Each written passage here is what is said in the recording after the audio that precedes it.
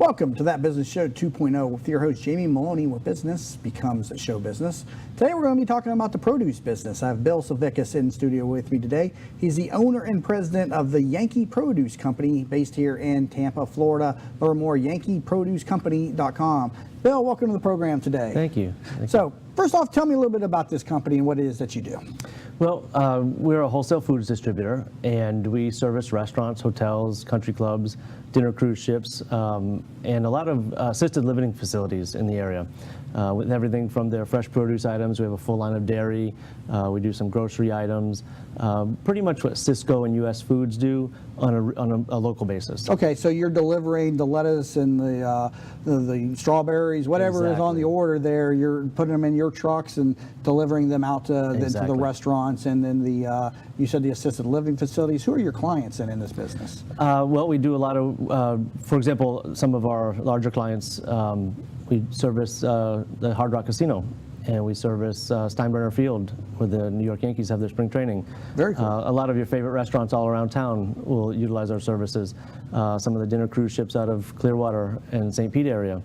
How does this compare to the other just general food service providers that are delivering for a restaurant? Why not just get everything from one person, or is it unique to just deliver just the produce versus the meats and the breads and all the other stuff? It's an interesting balance because, of course, all the larger companies do provide a line of produce, but they don't do a great job at it. Their turnover of product isn't as good, and we are able to provide a higher level of service for sure than the larger companies. Now, you have experience as a restaurateur even before you became the the operator of Yankee Produce Company, CC's Pizza operations. Talk to me a little bit about your background as a restaurateur. Well, even coming out of college, I was with Marriott Dining Services for about 6 years, and then my first position here when I moved to Tampa from New England was with the Spaghetti Warehouse in Ybor City, and I worked with them as a restaurant manager for a short period of time, and then went to the Hyatt downtown, where I was a restaurant manager inside the hotel with the three restaurants, the room service, and the food outlets inside the hotel. Ultimately, my last position before I became a business owner was as the district manager for what was then 10 CC's Pizza restaurant locations. And so I have some experience in semi-fast food and semi-fine dining environments.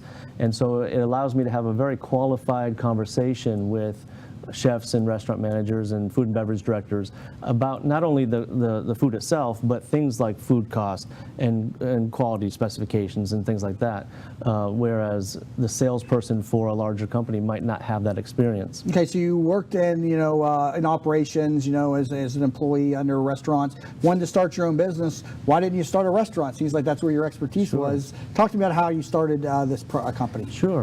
Initially, and I thought the restaurant business was going to be my direction. And I thought it was going to be with CC's Pizza, quite honestly. The franchisee that I worked with at the time, she was a very aggressive restaurateur, and when I started with her, she had 2 locations, one in Clearwater, one in St. Petersburg. And in the time that I was with her, we went from 2 to 3 to 4 to 8, and then to 10 locations in about a 2-year period. Very aggressive expansion. And she, in our initial conversation, she was going to sponsor me and finance me as a franchisee into that group. But she was so over-leveraged at the time that that got delayed. And so ultimately, as a district manager for this group of restaurants, I was looking for ways for my restaurant managers at all my locations to bonus better off of their food costs and so forth. And I discovered that our produce provider at the time wasn't really treating us all that well from a quality perspective and from a cost perspective. And having done a little bit of research, I found some dealers around town that allowed me to go around my distributor and get a little closer to the source. Okay. And so ultimately what I started doing was just going to these dealers and acquiring the product and bringing it out to my restaurants. And it actually turned into what looked like a viable project. And so over about a 4 to 5 month period, I bought a truck, hired a driver, and started distributing to our little circle of restaurants, accessing the product locally. I think this is an excellent example of niching, because somebody thinks about food delivery, they're going to think, okay, I could deliver food, but I don't necessarily think people necessarily think, well, I could just do the produce area of food. Is this a niche within your business, or are you competing against a lot of other people who just do produce, for instance? Sure. In the Tampa Bay area, it's a saturated market. Even just in that little niche? In that small little niche, sure. I mean, within the circle of Tampa, there's hundreds of small little independent operators, jobbers, if you will, who have one truck or one van and go to the produce market in Tampa and load up and go out and hustle their product. And that's basically how we started out, at that fundamental level. But then it became more sophisticated when we implemented some systems and so forth, grew to a point where we were distributing outside of Tampa, hired a number of drivers, and ultimately now we have our own 7,000 square foot distribution center on the northeast corner of Tampa, all very modern in its capacity. And the direction of technology is something that we've really focused on, whereas the produce business itself is a really old boys network kind of business. And on a local level especially, for example, we're the only distributor in town that I'm aware of, and I search the websites pretty frequently. We're the only distributor in town on the local level who has online ordering capacity on our website. Seems like today that would be standard for any type of food delivery. You would think so, but it's not. Pretty much, if you utilize the services as a restaurant manager, if you utilize the services of other companies, you're basically still calling in your orders every day from the telephone, which should never go away, because accessibility is important. But I find that a lot of younger managers and chefs, they don't even like to take a pen and paper into the cooler and take an inventory. They'll walk into the cooler with their iPhone, log on, and place an order right there, all in one step. Right. And they like that capacity. So you said you saw the opportunity in this business, but yet you said it's also a saturated business in terms of competition. What opportunity did you see? Just the need for more quality, more QC? Talk to me about that. Sure. Accessibility. Especially if you're dealing with any of the mid to larger size companies, it's very hard to get through to somebody. For example, if you call Cisco or US Foods, you're going to go through a 8 or 10 step menu of options to get through to a voice recording and hope to get a call back. Most of our clients can access either myself or another of our management team and get answers to their questions within an hour. And so accessibility is important. As far as the product quality and so forth, it's all over the board. And you've just got to decide where you want to fit in. And so there's a balance between price and quality, of course, and your client base determines that for you. How did you develop credibility in your business early on? That's a challenge for any new business owner. Sure. Sourcing a new business. Talk about how you develop credibility. Well, the fact that I came from the background of the people that I was servicing as a restaurant manager, I spoke their language. I knew what was important to them, and we provided them with a high level of service along with the product itself. Where are you sourcing your products then from today? You mentioned you go to the local produce store and pack the truck up with that, or are you getting it from the actual growers themselves? Well, initially that's how we started. We would just go to the market and load up and go, just like a lot of the smaller companies do and continue to do. However, now we've got relationships with a network of brokers and dealers that help us to source product and give us insider connections to growers and shippers all over the country and all over the hemisphere, really. I mean, we have product coming in from Central and South America. A lot of the honeydews and cantaloupes and melons and things like that will come in. Do you still have to go to the local produce markets and source product, or Sure. are you able to get it from the source every time? We're probably 80% independent at this point. The need for a local market will never go away, and to that degree, very frequently you'll see even the big guys, the Ciscos and the US Foods and those types of companies, they'll pull up to the dock at the market right next to us, right, and pick up pallets of product because they can't possibly stock everything and anticipate everything as needed. How do you keep everything so fresh when it's coming over from South America? I mean, what's your time frames or timelines on some of this stuff? Dealing with perishable product has its challenges for sure. There's a lot of history, and you have to know your client's order patterns and make sure that you're staging things just right. And that's where we've really capitalized, is that our ability to manage the product flow allows us to have almost zero shrink. And that's what puts a lot of companies in jeopardy in our business because of dealing with perishable product. There's been times when I've seen companies throwing away tens of thousands of dollars of product just because they haven't moved it in time. Of the stuff that you move, what's the most difficult product to keep fresh in the move? What goes back quickly? Avocados is the worst thing. Avocados and bananas are very challenging, and mushrooms, because they're so Those delicate. are the three things that you dread. If I could deal with potatoes, onions, and carrots, right. Those You're hardy right, though. I things. go buy some bananas from the store. Next day they've turned black, and I'm like, what the heck happened? And so I can definitely. I mean, from a business standpoint, it must drive you up the wall. Is that where the majority of your shrink comes from, and those products right there? Yeah. In the bananas and the mushrooms especially. What do we have here locally that you can? So I know we were known for strawberries, but in Tampa Bay, Florida, what can you get here from the source on the farms? When product is available here locally, we source, for example, tomatoes. There's really 2 seasons that tomatoes are available in the Tampa Bay area because of Ruskin and that area that has a lot of growing capacity. Strawberries, of course, in the first part of the year up until probably the end of February or so, we source strawberries here. Green peppers, zucchini, yellow squash, watermelons, those are all examples of Florida crops that are available. Yeah, there's the latter ones that you said. I didn't even realize that we even had those. I knew about the tomatoes and the strawberries, but I'm not involved in the farming business or circle, so I didn't even know we were producing peppers and zucchinis and watermelons. Those are high productivity items here. Very interesting. Yeah. Currently talking to Bill Savickas, owner and president of the Yankee Produce Company. Learn more, yankeeproducecompany.com, where he helps supply restaurants with all of their produce needs. Again, learn more, yankeeproducecompany.com. Coming back from the break, we're going to talk a little bit about the development of the business and where it's going to be in the next few years. Also get into some of the specifics of how he was able to start, nurture, and grow this business. So you're listening to That Business Show 2.0 with your host, Jamie Maloney, where business becomes show business. Hi, welcome to Yeager's. We just want to take a minute and show you what we're all about. At Yeager's, our primary business is hardwood flooring, although we are remodelers for kitchen, bath, and general construction. We operate a fleet of shop-at-home vans that have all the flooring type products: hardwood flooring, laminate flooring, tiles, stone, what have you. So we're able to come out first with products in our vehicles and take a look at the setting, how the colors will work, and then to be able to come up with some options and ideas for you. If that's not good enough, we have a large distribution center that we inventory product and have a nice display area.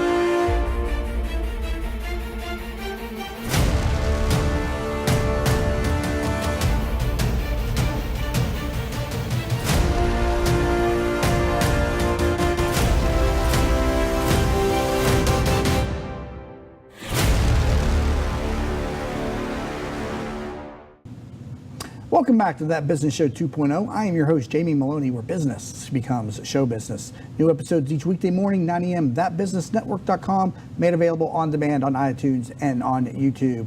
Today we're talking about the produce business with Bill Savickas, owner and president of the Yankee Produce Company. Learn more, yankeeproducecompany.com. So Bill, you're a first-time business owner coming out of the restaurant business. What was your vision for the company? Well, I always knew that I wanted to develop something larger than just owning my own job. And so I've always tried to create something that was bigger than myself.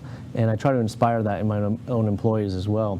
Because if you think about it, we might have 10 employees working in our business right now, but it's exponential how many people depend on us. Every employee has a husband or a wife and children and grandparents and so forth that might depend on the income that they make from our business. Mm-hmm. So everybody, and we install that into our staff, that your responsibility isn't just to yourself, it's to a much greater network of people. Okay. And how did you become then the provider of the George Steinbrenner Field, the New York Yankees here in Tampa Bay? I know you have an interesting story behind this. Sure.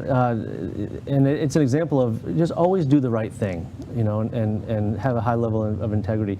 On a Friday morning, I believe it was, several years ago, I think it's 7 years ago now, I was driving to a dentist appointment, heading south on Armenia Avenue and heading towards South Tampa, and I witnessed a hit-and-run accident. It was a little green minivan that was directly in front of me, and a car pulled through the intersection, hit her, and to my surprise, he backed up, went around her, and took off. And I was amazed. So I actually chased after the car, but lost him on the one-way streets there in South Tampa. Came back around, and the minivan was still sitting in the intersection, and nobody was helping her. There were people on the side and just walking by and observing, but nobody was helping this lady. So I came back around and helped her out of her car. She was injured, obviously. She had broken her wrist. And so I got her to the side and moved her car to the side and called 911 and got the police and paramedics on their way out. And I told her that I would stay behind for a few minutes as her witness to the accident for when the police arrived. Well, about 2 minutes later, this big, black, shiny Jaguar comes screeching around the corner, almost ran me over, and the guy pops out and yelling and screaming at me, and the woman's like, no, it wasn't him, it wasn't him.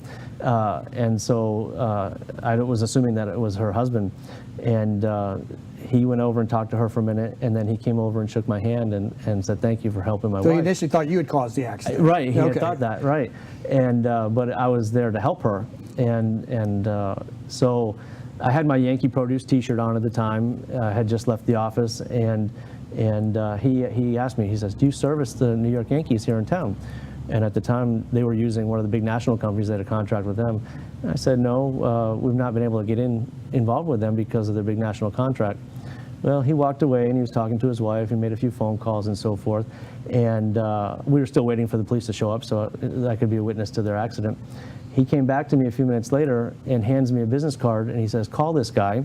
He says, after this week, you'll be doing business with the New York Yankees. Wow. So, and I had no idea who this guy was. So he had given me the phone number to the food and beverage director at Steinbrenner Field. And later that afternoon, I had called him, and he was anticipating my phone call. And he said, I expect you to come on over and meet with us the next couple days, and we'll have a conversation with the chef. At the end of the deal, it was like magical how we just got this account over the phone. It never happens. At the end of the conversation, he says, you do know who that was in the accident, right? I said, no, I have no idea. He said, well, the guy you spoke with was Felix Lopez, executive vice president of the New York Yankees, George Steinbrenner's son-in-law. That was his daughter that was in the accident. Wow. And so by virtue of helping her out at the scene of an accident, it turned into now a 7-year relationship doing business with the New York Yankees. Wow, that's an incredible story right there. Wow, incredible, man. So always help people out. Wow, that speaks to, something else too. Always present yourself in representing your company. Had you not had your shirt on, you would have missed that opportunity if you didn't Absolutely. wear a T. So that's always, wearing a name tag or something. I'm weak in that. That's somewhere I need to improve too. But had you not been wearing the Yankee produce If I shirt, hadn't been branded at that obviously you're not going to particular start pitching the guy on your business Right. at that point. Wow. But he solicited me in reverse. So. Yeah, well, that's what I'm Yes. saying. By wearing, that it gives you that opportunity to get that business without, intruding, especially in a situation like that Exactly. where you're not going to obviously start pitching people on your business. exactly. What became of the person who hit the person? They ever catch him? Never caught him. That amazes me how much hit and run activity there is. And I know in Tampa Bay, I'm assuming it's probably the same elsewhere, but you hear about it every day. Hit and runs, and people not taking responsibility for their actions. Sure. But just incredible story of success. 7-year relationship now with the Steinbrenner field or George Steinbrenner. Talk to me about some of your other client relationships that you have. We service accounts all over town and many of your favorite restaurants for sure. But some of our high-profile clients would be, for example, Seminole Hard Rock Casino. We've been servicing them for 13 years. The food court that's down on the bottom floor with the 5 little kiosks, we've been servicing them. You must have been doing pretty good the last couple of years. You've been doing a lot of expansion over the last couple of years. That place is becoming like a little town. It is. In there. It really is. And when they're busy, they're really busy. Yes, they have the unfortunately capacity. spent a few nights over there myself. Not a place I've ever won anything though, but it's definitely a fun place to go though. But I'll tell you what, the recreational areas in town, they do very good business, but the niche that we found has been the strongest is institutional. We've started to do a lot of business with assisted living facilities and nursing homes, and the nice thing about them is they've got a captive audience that lives in their building, and they're serving them 3 meals a day, 7 days a week, 365 days a year. And so very consistent in their ordering patterns, and that allows us to maintain a good level of product management and control our shrink levels too, having big accounts like that are very repetitious and very predictable in their order patterns. And so when you source a new client, you go and you do a lot of conversation centered around the chef itself versus maybe the food and beverage director. Talk about the relationship. Is it mostly with the chef? In every capacity, it's different in every instance. The relationship with the chef himself is always important because he's the one on the front lines in that food service operation that needs to work with the product that you're bringing him. But there's decision makers other than him, unfortunately, in a lot of these businesses, and a lot of them aren't even local. When you're dealing with large chains and franchise type operations, you may be dealing with needing to become an approved vendor for a company with a manager or an owner that's 1,000 miles away, has its own challenges. It's much easier to walk into a local business that's owned and operated by that chef or by that owner and offer them your services. Earlier, you had mentioned centered on technology for your business. How are you outpacing your competition with technology? Well, again, our website has a huge capacity. We do have the online ordering capability where we provide our clients with a username and a password, and they go right on and point and click and point and click. Everything has a picture and a description and a price, and it's very user-friendly. But we also have a number of different ways that clients can order from us. We have the online ordering. We take email orders. Some of our clients text their orders to us, to our sales team and so forth. We even do photo ordering where they'll write down their order on their order guide, snap a picture of it, and then email it to us or text it to us. So we've got accessibility from whatever angle they want to provide us with that order. Have any of your clients ever asked you to do more than just produce? Do they want you to get involved in other areas? And is that something that you consider, or do you plan to just stay with the produce? It's something that we have to manage because of the fact that we provide a level of service that everybody wants to use. They want to access more product from us, but we need to be careful not to dilute our core for sure and not overpromise and underdeliver. So is that something that is under consideration, or is that something that you're definitely planning to stick to that niche, or is that just one of those challenges as a business owner that you wrestle with at night? Yeah, ultimately we'll have to become a very large full-service provider. However, it's got to be specific in intent. It's got to be managed growth. In the beginning, we grew with what I always referred to as reckless abandon. Whoever wanted to buy whatever from us, that's what we tried to do. And ultimately, you have to narrow that back down and dial it back in order to provide a better service for a larger group of people. Now, the future of the business, you're looking at some possible licensing agreements with people down the road. Where's Yankee Produce going to be here in the next few years? Well, we do have an aggressive growth strategy in place where we are doing some licensing and making available opportunities for independent operators to align themselves with our business and to start with a foundation and grow their own business using our name. And that's not only an opportunity for individuals to become business owners and to grow with us, but the model ultimately, when we expand it out and go regional with it, and even further out, will allow business owners similar to me to have an exit strategy. In our business, when you come to the end of the line, there's really it's sometimes a dead end road, because you've got this book of business, but you haven't really turned it into an asset that can be transferred in the form of either selling to a larger company or finding an exit strategy. And with the business model that we've developed, we can actually partner with or acquire these smaller independent operators and incorporate them into our business model and segment them out and make their businesses available to these owner-operators for distribution, and allow these operators to have an exit and also have a residual that might be perpetual. Well, very good discussion, Bill. Thank you so much for being with us today, and congratulations on the success of your business here in Tampa Bay. Very good. Thanks for having me. Again, Bill Savickas, owner and president of Yankee Produce Company. Learn more, yankeeproducecompany.com. Catch new episodes each weekday morning at 9 a.m. thatbusinessnetwork.com. Made available on demand on iTunes and on YouTube. And if you're a business owner, professional entrepreneur, or organizational leader, we'd like to hear your story too. Go to tbsinterview.com for more information. You've been listening to the all-new That Business Show 2.0. I'm your host, Jamie Maloney, where business becomes show business.